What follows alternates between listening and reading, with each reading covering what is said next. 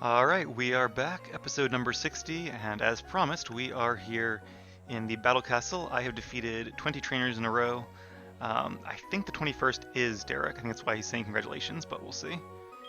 You are to be commended on your mastery for keeping the streak alive.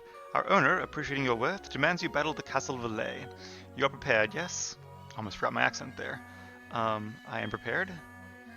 Alright, so I have 205 CP saved up. You can actually use 50 to skip a battle, which is really nice, but haven't done that yet because I really wanted to save all these CP to make sure we go into this next battle with everything we've got, because after I face Darach, even if I win, I'm not going to be doing any more battles here, or if I do, I would end the streak and repeat it, because that's a more efficient way to earn BP, and that's why I'm here, not really to get the gold medals, so if that's something you're going for, more power to you, but don't really have the time for that. I'd rather just move on and do more or less plays of other games.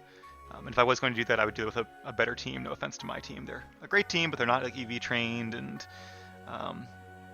maybe not the same movesets I would have for this facility. Okay, so he has two teams. They're the same Pokemon, but different moves. I did look them up because let's go ahead and heal while I talk. Because unlike gym leaders, where I like kind of the fun of not quite knowing what they have, these guys I see more as a means to an end as opposed to an end. I want to get the battle points to teach my Pokemon moves for the main game and not really defeat these guys as a goal here. I'm going to rent a berry, so my berry was actually used up in the last one. Funny thing is I probably didn't need it, but the last thing I want to do is lose here, so I'm playing it very safe. As about as safe as I could without skipping trainers. So let me see, what were my power points? I did upgrade to the thing that gives you more power points, and I really wish I had thought to use the PP ups on the Stone Edge before I went into this, but I didn't, so... Alright, so overall I think our power points are pretty okay. I didn't upgrade where you can get better held items, just going with citrus berries, which would still be pretty good. I do want to see his Pokemon and some of their moves, and maybe I'll use the PP up on Kroot just to be extra safe, but I don't think there's any way I'm going to need it. I guess one of his Pokemon does have Evasion, but it's a Pokemon I wouldn't use Earthquake against anyway, probably. Alright, so we are healed up. I did rent the berries. Okay, so what I do want to do, you can do a few things here. He has 3 Pokemon. The genders are random, so it doesn't really tell you, but it's only 1 point to see the Pokemon. So I really just want to see his first, Staraptor. Okay, I assume that these are in order you send them out in. I haven't really been paying attention to that. So his Staraptor can learn 2 sets. One of them is actually, remember that Fear set I talked about with the Rattata with Endeavor and Quick Attack? That's pretty much the exact set, or a very similar set that Staraptor is running. It's using Endure instead of Focus Sash, thankfully. But yeah, that could still be really bad because it's faster. So it could use Endure to endure one of my hits, and then it could use Endeavor to lower my health. Then I'd probably kill it. But another one of his Pokemon has a Focus Sash, so to kind of counter that, and they also might know Endure. So to counter that, what I'm doing is bringing Tyranitar as my lead, as you saw, because his Sandstorm will break all those Focus Sashes or kill Pokemon who use Endure. Even if they kill me as well, at least it'll take them down as well. Okay, so that's great. I do want to lower their levels. Can I do that without an upgrade? I think I need an well, I think I can do that. What did I need the upgrade for? I think that was for the moves. Let me rank up. This one should only be, right, 50 CP. Okay. Now, I don't know if you get the whole move list. Oh, okay, the whole move list is 5. Alright, so Return, Aerial Ace, Double Team, and Roost. So that tells me basically his entire team, because I have the wiki up. So I'm kind of, I don't want to say cheating, but I have an information advantage on my opponent here. From what I've read, though, this guy is really tough, so I'm kind of glad to have that advantage. And like I said, if this was like a real battle, I would be using a min-max team as well. So I don't feel too bad. He has the advantage of fighting against Pokemon that aren't min-maxed with EVs and IVs. I have the advantage of facing Pokemon who I know the movesets of in advance. Alright, I do want to lower his levels though, and I don't see the option for that. What is summary? I don't really care too much about its stats or its nature. I already can guess what those are. I guess the only reason you would need those is like if you're doing actual like damage calcs, that could be helpful, but I'm not that into this. All right. How do you lower their? Give me 1 second here. I thought you could lower their level by 5. I haven't actually done that yet. -5 levels. It says level 1.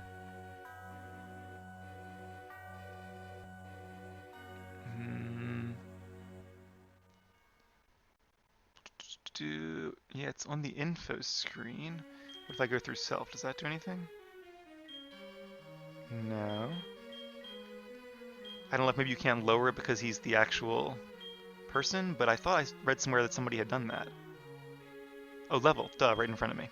Alright, so we're going to lower his Pokemon level by 5 just because why not? I guess his real advantage is that he goes in fully heal with good items and all his stuff powered up. Max PP, max HP. But I have the advantage because I can do the same if I have enough CP saved up, which I do, because I haven't passed it all yet. And I can also lower his Pokemon. Not sure what the red flag is for. I guess that just means I can see them. Or maybe that means it's first. Not really sure. Alright, I think that's about all we can get. Just checking my little list here. Yeah, viewing moves, healing, berries.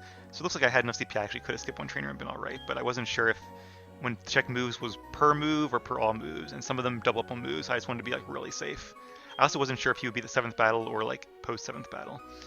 Alright. I think we're, well, let me go ahead and I might as well heal up. Don't think I'm going to need more PP on those two, but even Kroot, I'm kind of, I guess it's only 8 CP, I might as well. Like I said, I'm not going to use DCP ever again, so there's not really a reason not to. I guess I might as well heal up all of them, right? I just feel weird like wasting PP that are like 99.9% not going to matter, but yeah, I'm not going to use DCP ever again, so let's do it. Alright, here we go. Aravel versus Darach. Arguably the hardest Frontier Brain. And remember, Caitlyn, his master, is one of the Elite Four in Unova, but that'll be down the road. Welcome. I am Darach, as you know, and I am the Castle Valet. Lady Caitlyn, my employer, is not one to accept defeat willingly. However, for a reason I am not at liberty to disclose, she cannot battle. Consequently, I will do battle in her ladyship's place. Let me assure you that you won't be shortchanged by facing me. On guard! Wickstrom from Kalos also says on guard, if I'm not mistaken. Alright, so here we go. There's Caitlyn giving a little sneak peek. I feel like she was like sick or something. She like starts in a bed in the next game and always seems tired and it's kind of quiet. Maybe she's recovering from some kind of serious illness.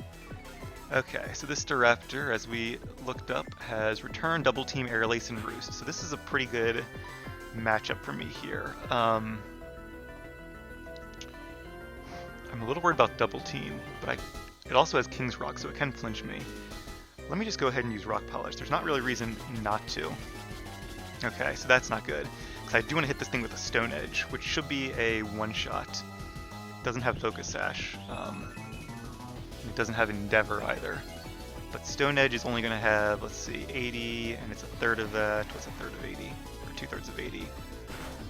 Like 50 something, low. I guess it'd be a 56-ish. Alright, better than half, but still not great. And it's a hit. Okay, good. That gives us a huge leg up. Even if it had a Focus Sash, that Sandstorm right there would have broken it. So now we have 3 Pokemon to his 2, and we also have a speed advantage. And luckily, his Empoleon, this one does not have Aqua Jet. Wouldn't be a huge deal if it did. I could survive 1 Aqua Jet, probably not 2. Although I think Empoleon is actually a special attacker, funnily. It seems like a physical attacker, but it's not. I mean, it can be, but it has a better special stat. So it knows Waterfall, Metal Claw, Brick Break, and Knock Off with the Razor Claw, which I think increases its critical hit ratio. Luckily, we're going to go first, and we have Earthquake, so let's go for it. Wait. Did I mess up? Okay, luckily I didn't do as much as I expected. Sandstorm does not increase my defenses, just my special defenses. Huh. I wonder if he can mix them, or did I just like totally misread the moveset? Maybe it's not Team A and Team B, maybe he just mixes them up and that's just how the wiki organized it. Misleading, Bulbapedia, misleading, but that's okay, we can come back from this. Aqua Jet, even a crit should... it's going to be close if it's a crit, so please don't crit. Okay. I don't think it would have taken me out, but it would have been worse. There goes the Citrus Berry. And what's her last Pokemon then? Or his last Pokemon. Their last Pokemon, whatever it is. Okay, it's a Houndoom with a Focus Sash. I don't know how fast Houndoom is, but I just don't think there's any way that he can win this at this point. Not to count my chickens or anything. But I imagine Houndoom having weak defenses will die to like one Earthquake. And of course we'll hold Focus Sash, but then there's Sandstream, so... Alright. So much for being the toughest Frontier Brain. Kind of proud of myself for things going so well. We did get a little bit lucky with that Stone Edge, or... I don't know if we want to say lucky. I always think lucky means like something happens that's unlikely to happen. 56% chance is more likely to happen than not, but still, made me a little scared. Reversal is going to knock me out, but that's okay because he'll still be affected by Sandstream and we have 2 Pokemon left, so... Reversal is a fighting type move that does more damage the lower HP you have, so I think at this level it's like a 200 base power move. But that's one reason I wanted to wait to defeat this guy until I had Tyranitar. Sandstream was my secret weapon, and it seems to have done the trick. My Pokemon could not be faulted in any way, shape, or form. The hat's off to you. No, they did their best, but just wasn't enough. Joe, you are truly in possession of a superlative talent.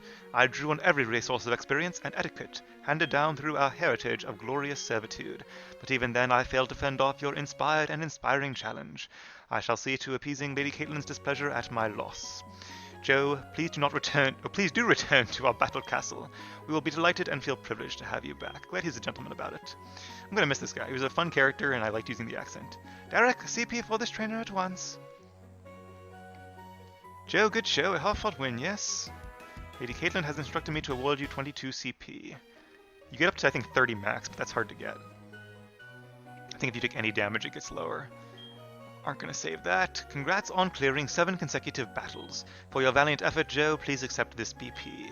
Yay, 20 more BP. Alright. I didn't have time to think about whether or not to teach Rod, Earthquake, or Stone Edge, so we'll hold on to those for now.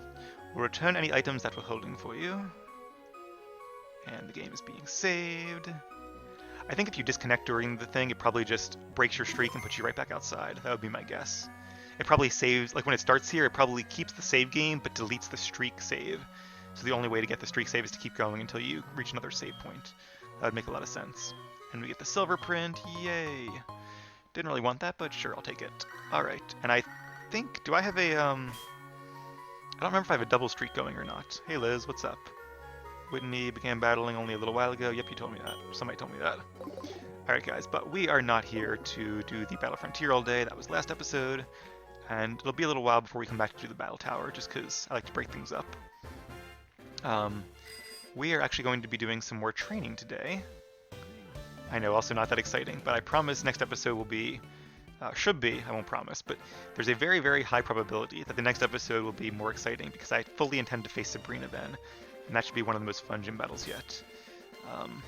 So I gave them different held items, thinking for some reason I could go into the battle castle with my held items, but clearly you cannot. So let's give him the black glasses.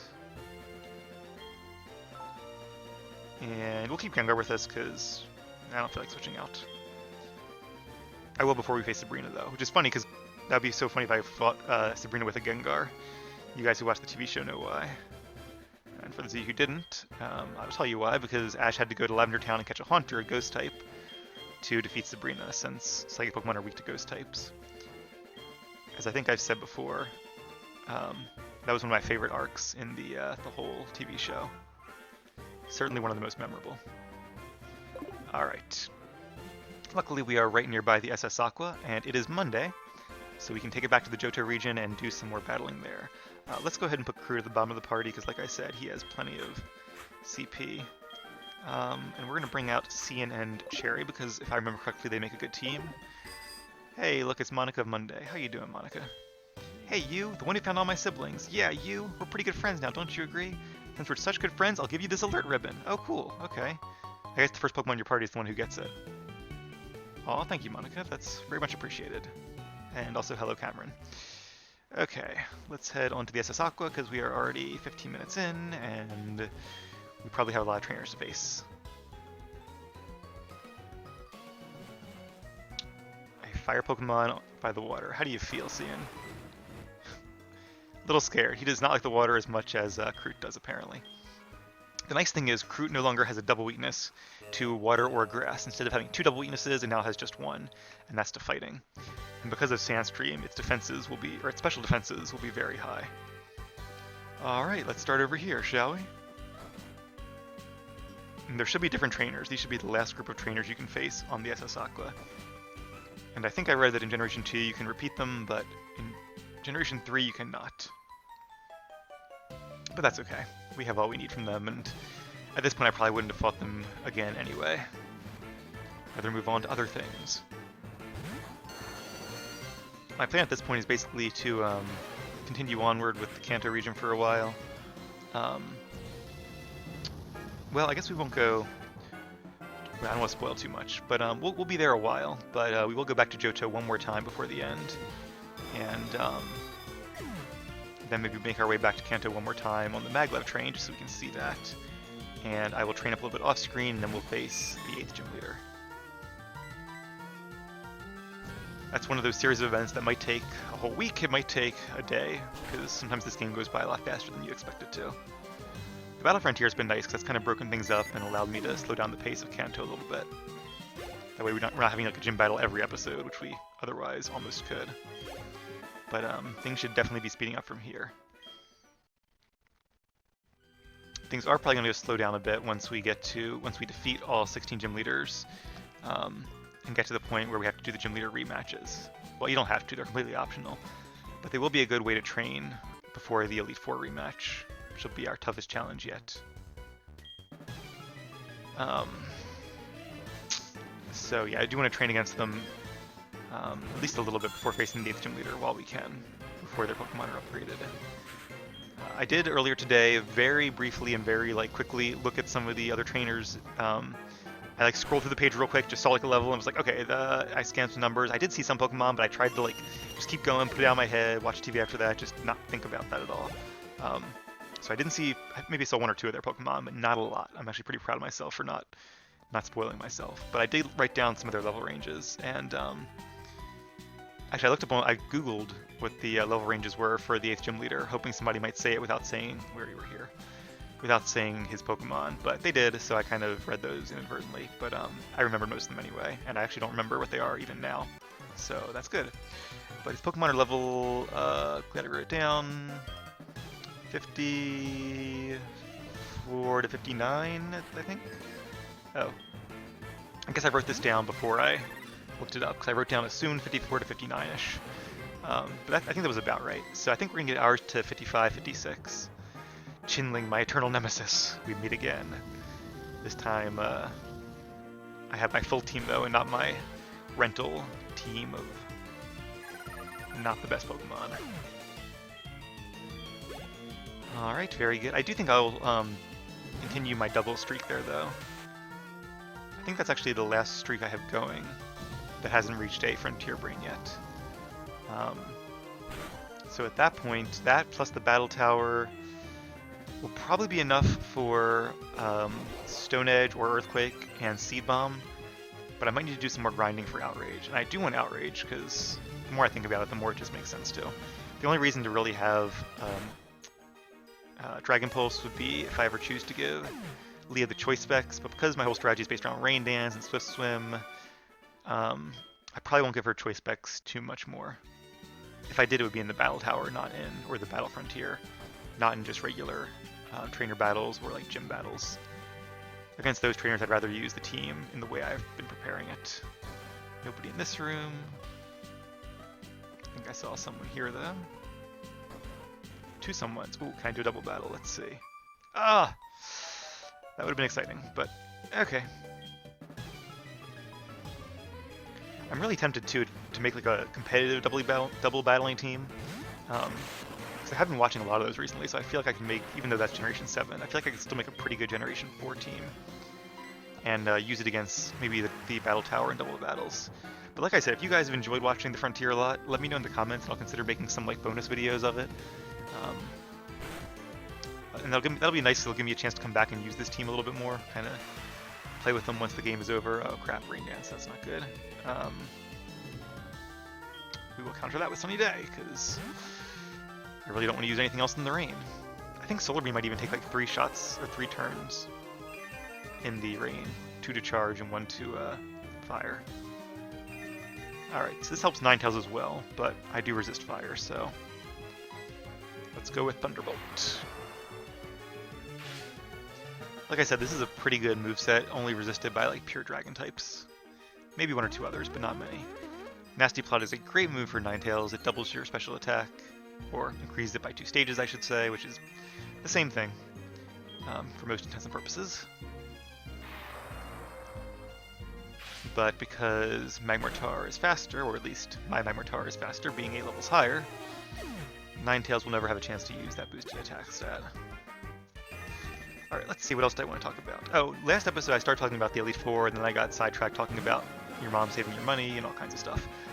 But I was trying to say that I don't think I ended up finishing. I could have used Solar Beam there, that would have been better, but oh well.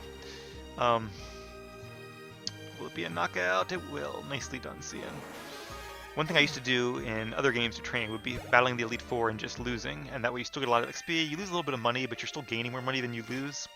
And it really is the most efficient way to train. So if you don't mind like the humiliation, quote-unquote, of losing, even though you're not really being humiliated, because let's use Flamethrower. Hope he doesn't use Rain Dance again. He did. Yeah, whatever. Free turn, basically. Yeah, as long as you don't mind losing, and it doesn't make you like feel bad about yourself, which it shouldn't, because you're losing on purpose. You're not going into something you're prepared for. And it's a great way to train. I wish I thought of it a long time ago, but I feel like I didn't think of it until I was like 14 or 15. It was like, why don't I just do that? Or maybe a friend told me like, hey, why don't you just do that? And I was like, oh yeah, that's a good idea. Alright, let's face this guy. How are we doing on HP? Oh, we still got full HP. All of their positioning, and it didn't really amount to anything. He's going to Kanto to test his skills. What do you know? So are we. 3 Pokemon. Always like facing Ace trainers. They have interesting teams. Usually pretty fun ones too. Jolteon's pretty fast. But let's see if it can take a Flamethrower. Actually, we're faster. That's kind of surprising. Jolteon is one of the fastest Gen 1 Pokemon. In fact, I think it's probably the fastest besides maybe Electrode, and I think it's maybe tied with...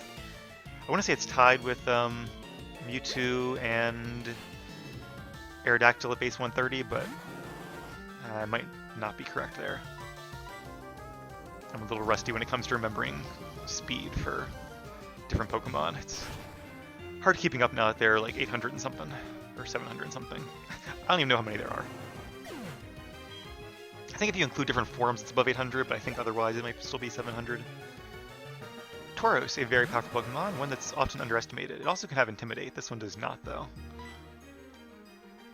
It's kind of a Pokemon you don't see much anymore, which is unfortunate. It's just kind of been outclassed by power creep. But it was a very powerful Pokemon, apparently, back in like Gen 1 competitive battling. And for any of you who watched my Pokemon Red Let's Play, you can understand why. Tauros is a pain to capture in that game, to say the least. But worth it. It's a incredibly powerful Pokemon in Gen 1, and really in later generations as well. Especially once it gets Intimidate, that makes it even better. But, or I don't know if I'd say better, but it makes it very good. Some of the mechanics in Generation 1 help it out a lot, with speed and the way Hyper Beam works. But it's still a fast, strong sweeper, not a lot of weaknesses, and decent move pool, so I wouldn't mind training one in a later game. But we probably won't, because in my Let's Plays I like to train Pokemon from the generation that the Let's Play is in. Or from the region the Let's Play is in. Alright, there goes Magnemite. What else did I want to say? I hoped I would get a chance to go back to Cianwood to point this out, but we might not. So I noticed the houses there and maybe elsewhere have solar panels, which is good, that's cool. But the solar panels are on the east and west sides of the roof. I assume that left and right on the map are east and west, which is not where you want them. You want solar panels on the south side.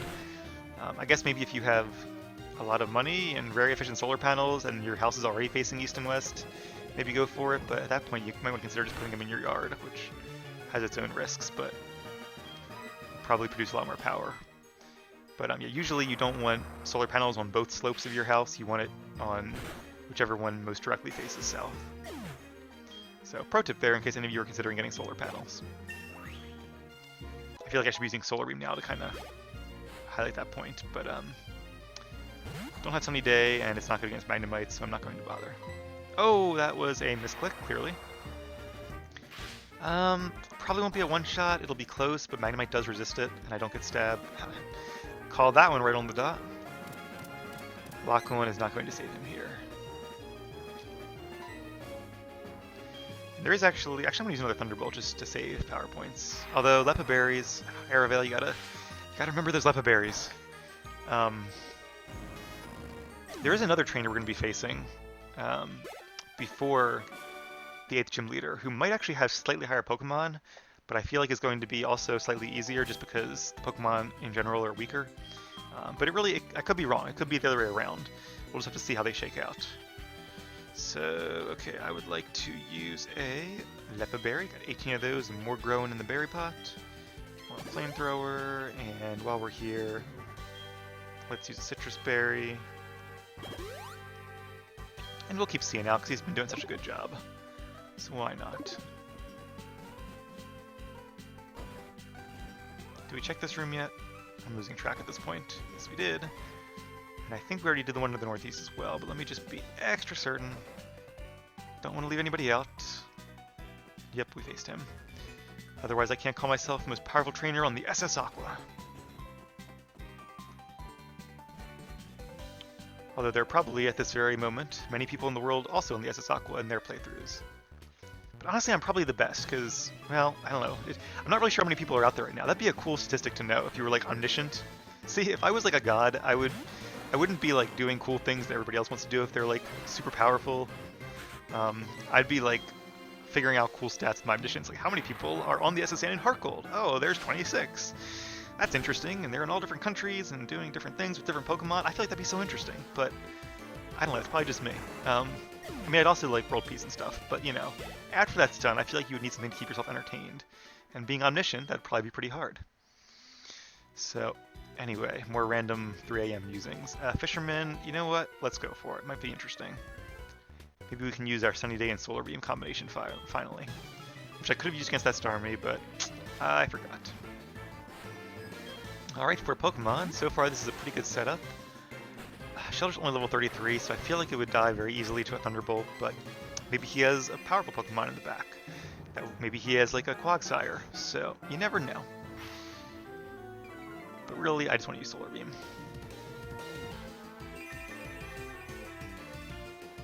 So, taking the ship back is the first Monday thing we want to do, but there are 2 more Monday things I want to do. I'm debating whether or not I should do another episode tonight.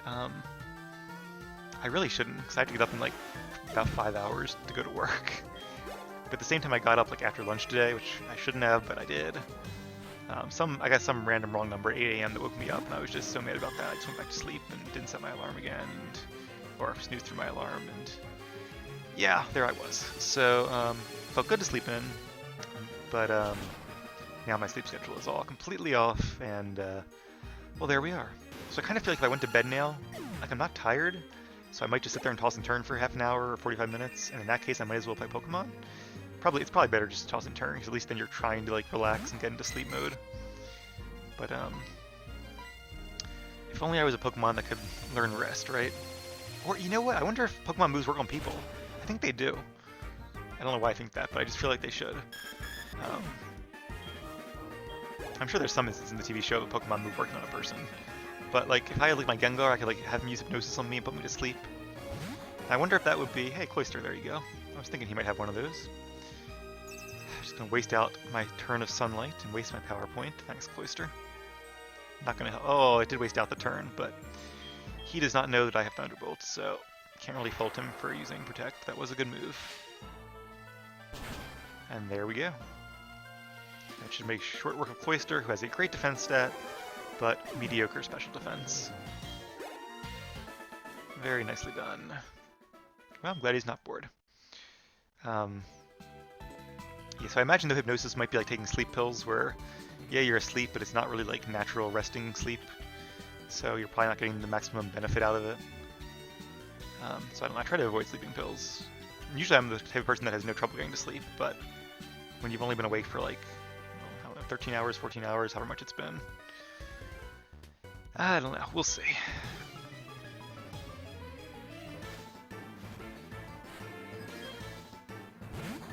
The thing is too, I can go to sleep, even if I'm like tired tomorrow night, I can go to sleep right at midnight. I just really want to make sure I do all this Monday stuff, because if not, I guess there's things we have to wait for till Wednesday, which isn't that bad.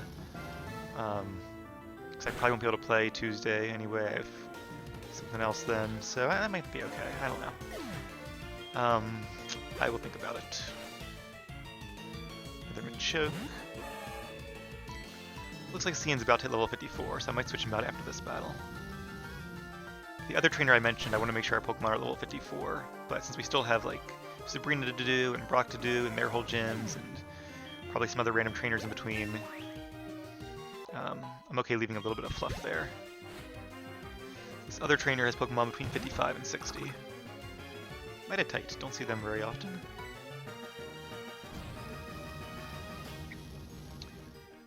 Alright. I think you actually can do rematches against some of the gym leaders as soon as you beat them, and we have to like get their phone number and all, but I should probably start working on that, but yeah, I feel like just waiting until everything else is out of the way and then I'll do that. What that might mean though is I'll have to I'll have a while where I'm only playing to do gym leader battles for a week or so while we get them all done. But that's okay, that'll give me a chance to work on some other stuff that I've been putting off while I'm playing this game. I'm pretty sure this is just the captain's cabin, but let's be extra sure. Yeah, I don't think there's any trainers in there, so let's not bother with saying hi to him again. That seems like everybody. Let's head back to our bed then and call it another successful trip and another successful episode.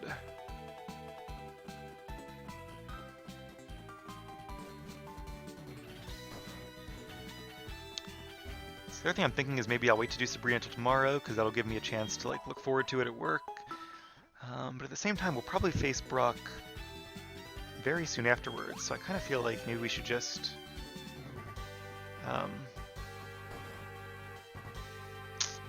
keep going. Decisions.